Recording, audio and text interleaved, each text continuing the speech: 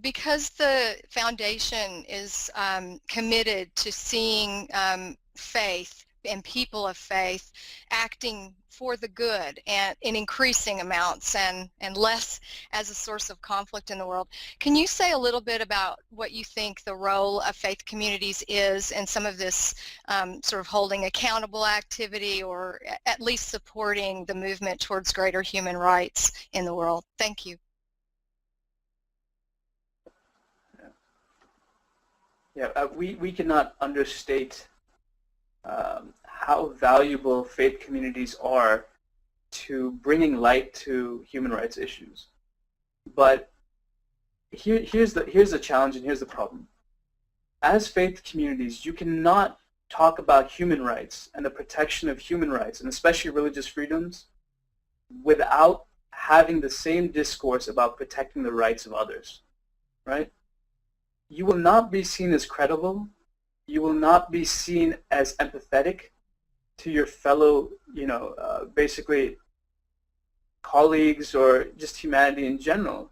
That idea of common humanity comes from the fact that as a person of faith, you respect and understand that people will differ with your beliefs. People may not share your exact values. There may even things that you vehemently disagree with. But what does it mean to share one's common humanity? And this goes to the Declaration. If you will see in the Declaration, dignity comes up many times. It is in the first line of the Declaration. It is the first article of the Declaration. And why is that? Why did they choose dignity? This is a question that each one of you has to answer for yourselves. Because dignity is inextricably linked to one's identity, one's beliefs, one's consciousness. But we cannot go around saying that I want my belief, my ability to wear my turban, my ability to practice my faith, how I want to practice it, and yet tell others they cannot practice in a way that's in accordance with their beliefs. And I'm talking about whether it's another community, another faith community. I'm talking about whether it's the LGBT community. It doesn't matter what those communities are. In order to be respected, I think, globally, and have a voice globally, we have to be able to protect and defend the rights of others globally. And that means that even taking positions or protecting others whose beliefs we don't necessarily agree with. I can give you a very clear example just from our own history in Sikhism. Sikhs do not believe in covering yourselves with a veil. It is forbidden in our faith. But there are practices in the Muslim Arab world where women do cover themselves with a veil. And in France, in France and Belgium and in other places, it's actually illegal to cover yourselves with a veil. Now, irrespective of how I believe and what my faith practice informs me about women covering themselves with veils, I would still stand up for the right of that woman as long as she's not being coerced, as long as it is out of her own choice to do as she wishes. Because if that is her belief, if she believes she is upholding her principles of modesty and religious piety by doing that, then it is my duty as a person who belongs and sees the common humanity in everyone to protect that right, even if I disagree principally with that ideal, right? That is no different than, whether we stand up for other communities. We know in this country the debate on marriage equality is huge, right? You can have differing viewpoints, but you cannot dehumanize the other side. You cannot completely shut the other side out and treat them as though they're second-class citizens. You have to engage in a dialogue that is respectful and that says, look, this is our position, this is your position. What is the common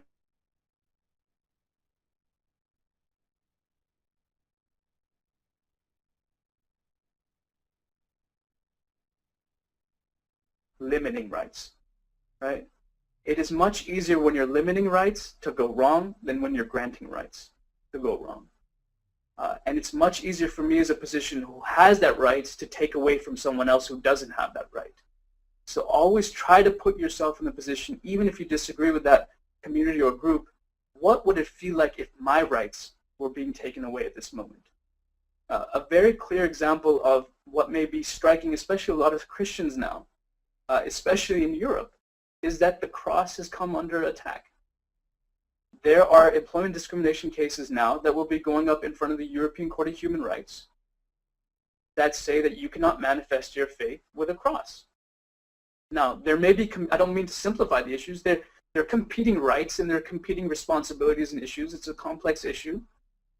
But I don't think anyone in the European world thought that that would happen. But they should have. And why should they have? Because the rights of Muslims, the rights of Jews, the rights of Sikhs have been curtailed already in countries like France, Belgium, and Germany. It should have been no surprise that eventually even the Christian cross would come under attack. So that is my point. When you do not stand up and when there's not voices that are protecting all beliefs and all faiths and all rights, and when you're only concerned about your own faith and your own right, eventually that's going to come to you. And now the community is facing these issues, and there's, I think, a couple of cases going in front of the European Court of Human Rights. And this is in the UK. So imagine that in specific institutions and businesses, you do not have the right to wear a cross. Now, this would sound absurd to us in the US, but this is the reality. And this is the importance of being able to stand and understand everyone else's pain, not just your own pain. Thank you. I do want to address the last question because I think it was an exceptional question. The one where religious beliefs are often used to basically suppress the beliefs of others. You know, under international human rights norms, if your belief or your right is directly impinging or directly affects or counteracts someone else's right, that's when you have the tension, and that's when you have to be prepared, in a sense, to give up that position, because your right and your belief cannot directly harm or hurt someone else's belief. So, for example, many states will argue about cultural relativism when they talk about FGM, right? Female genital mutilation. People will talk about this is a cultural norm and practice. Some will say it's a religious practice that you cannot interfere. Well, if you're harming someone, which the process would do, it's harming a young girl, when you don't have necessarily her permission. First of all, she's a young woman. She does not necessarily have the same authority and power to refuse and resist. And she's being coerced by her mother, grandmother, parents telling her that she'll never be married, right? Or that she won't be part of the family.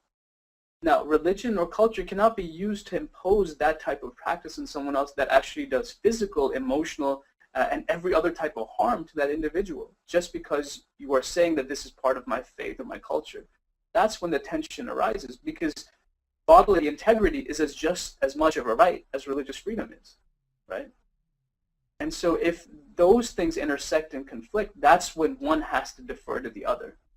And in the case of FGM, you know, the woman's right there to choose and to be free from that type of practice would overwrite any type of cultural or religious right, in my opinion. Now, there's people who are cultural relativists. There's also people who believe in, you know, one unified code that people should be following in terms of human rights.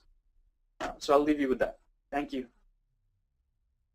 Thank you all very much. This has been a wonderful video conference. So this is your opportunity to open up your mic, say goodbye, give a wave, and see you soon again. I hope on another video.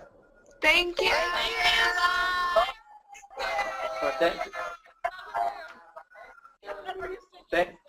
Thank you so much, guys.